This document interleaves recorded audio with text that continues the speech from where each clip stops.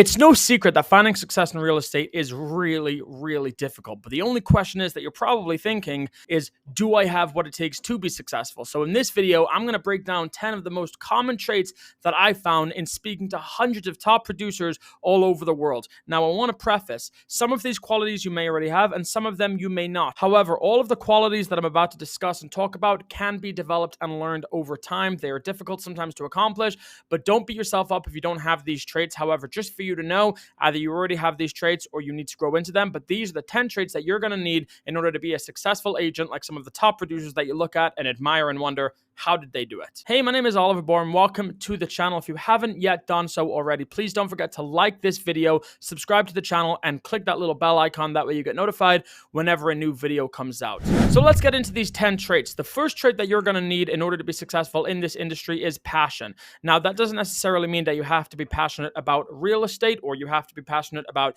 helping people, but it does mean that you're going to have to find something about the process that you are passionate about. This is a really tough game, like I said before, to be successful in, and if you don't find parts of the process to fall in love with, it's going to be really hard for you to stay the course and maintain the consistency that's required in order to be successful over the long term. The next thing that's required in order to be successful is empathy. Even though this is a sales-based industry, at the end of the day, the people that you're working with are going through massive transactions and massive changes in their life, and what they really need more than anything else is an advisor that they can trust, that they can really depend on. When your focus is money first as opposed to service first, as opposed to empathy first, that really does translate into what's known as commission breath, and people really do feel that. So in order to be successful, you have to remove yourself from the sale, and the best way to do that is to truly be empathetic to what your clients' needs actually are, and that way they can truly feel like you're on their team, which will actually in turn become more commissions for you, more transactions for you. The third trait you're going to need in order to be successful is discipline. Now, this comes in a form of emotional discipline and mental discipline. Let me break each of these down. First off, emotional discipline is super important in this industry because there's going to be a lot of disappointments, a lot of rejections. People are going to be disregarding your time. They're not going to be treating you always as you'd like to be treated, talking to you the way that you want to be spoken to.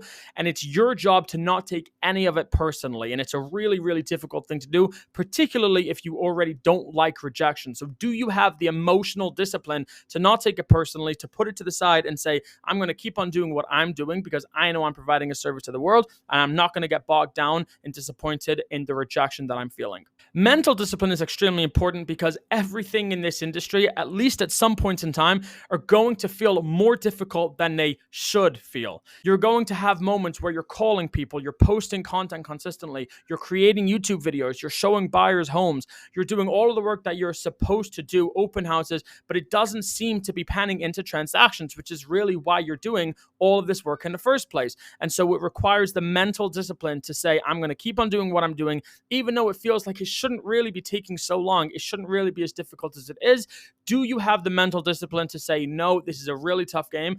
And even though I've been doing this for 3, 4, 5, 6 months, a year, 2 years, even sometimes with little or nothing to show for it, do I have the mental discipline to say, I'm just going to keep on going and I'm going to separate myself from the pack by showing an immense amount of consistency? The fourth trait that you absolutely need in order to be successful is an abundance mindset. That means abundance not only in what you're sharing with other people, but also abundance of what you're accepting upon yourself. Having a growth mindset will allow you to go into every single situation with either industry peers or clients or whoever and just open yourself up to learning from whoever's there, whoever you're speaking with. So that might mean speaking with your clients and really having a keen ear to listen to what it is that they actually want, what's going on underneath the surface, listening to agents sometimes that aren't as successful as you to hear what they're doing, what's working well for them. Also being coachable. All of these things are extremely important in being a growth-minded person. So an abundance mindset is really important when it comes to achieving the level of success that you desire. The fifth trait in order to be successful is the ability to hold a conversation.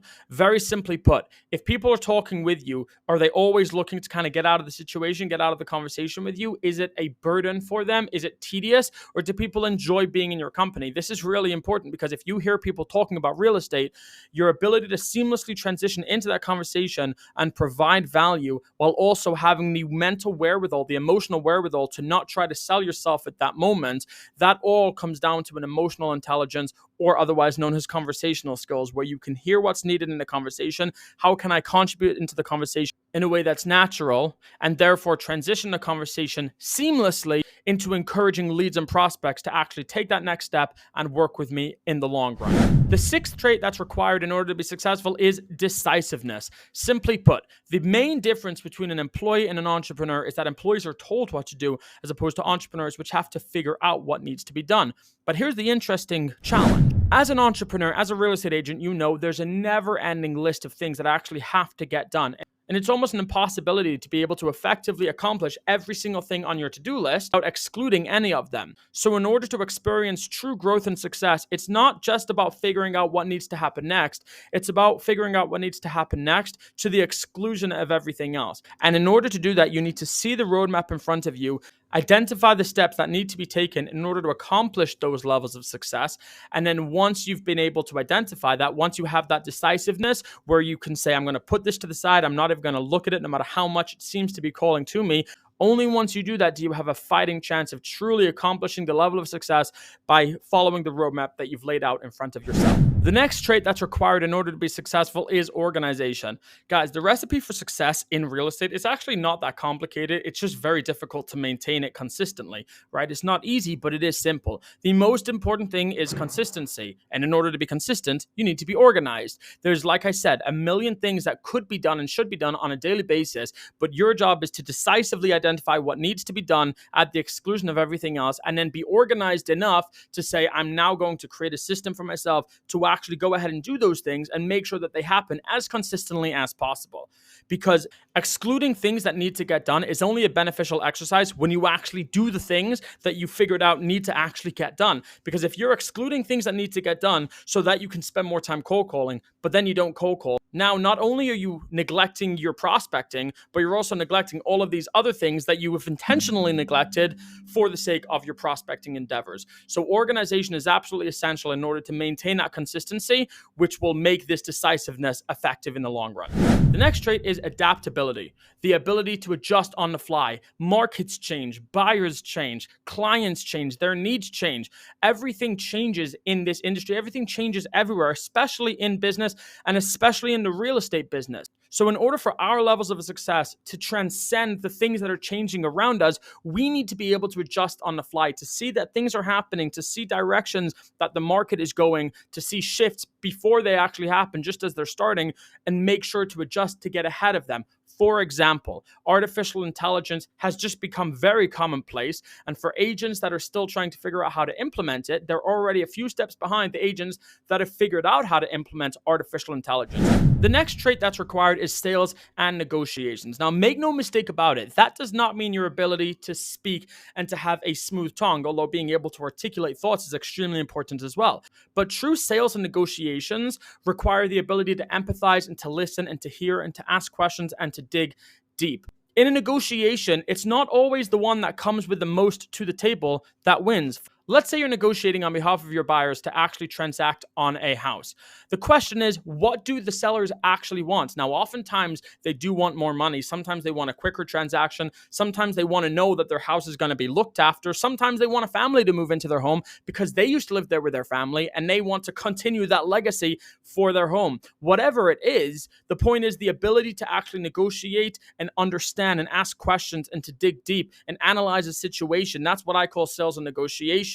Because sales is basically just about asking questions and empathizing. Your ability to do that will say a lot about the levels of success that you will experience, because you're going to be able to understand exactly what it is that the person wants that's sitting at the other side of the table. And if you can really bring that to the table, forgetting about what you think that they want, but if you can identify what they want and bring that to the table, you're already leaps and bounds ahead of everybody else around you that's just thinking about what do I want and what do they want. Just think about what does the person you're speaking to want, and you will be a lot more successful. That's what sales and negotiations means to me. And the final trait that's required to be success is by far the most important, and that is accountability. Here's the thing. In this industry, you should certainly find support, find coaches, find team leaders, find peers who are going through the same struggles as you. Absolutely. It's a lonely industry if you don't do that. It's even a lonely industry, honestly, if you do have that support. However, at the end of the day, the only person that's going to decide your levels of success are you. There's going to be a never-ending list of things to blame, peoples to blame, external forces, external factors, and not only will you always have someone or something to blame, but you'll always want to blame them because it's a lot easier to look at somebody else and say, they're why I'm not where I want to be versus myself. And sometimes there may even be legitimacy to this. But accountability doesn't just mean blaming yourself. Sometimes maybe somebody else is to blame for what happened, but that's not what accountability is. Accountability is everything that happens in my domain is entirely my responsibility. If you can truly master accountability, make sure that you take full accountability for everything that happens around you. Set the tasks in front of you that are absolutely essential for you to take for your success. Hold yourself accountable and make sure that when things don't go according to plan, you continue to hold yourself accountable to achieve the levels of success that you want. That is the number one most important factor when it comes to reaching those levels of success. Now, I do want to remind you, even if you don't have all of these attributes at the moment, every single thing that I just said in this video is an entirely learnable skill. It may require patience and, like I said, discipline, but everything that I said is entirely learnable. So if you already have some of these attributes and traits, congratulations, you're well on your way. But don't be discouraged if you don't have some of these because they are learnable. You just have to maintain that consistency and really put yourself to work at getting better, making yourself better, being growth-minded. And that's really going to help you accomplish your desired levels of success. Like I said at the beginning of the video, if you like this video, don't forget to click that like button and subscribe to the channel if you haven't yet already. Until next time, I'll see you in the next video.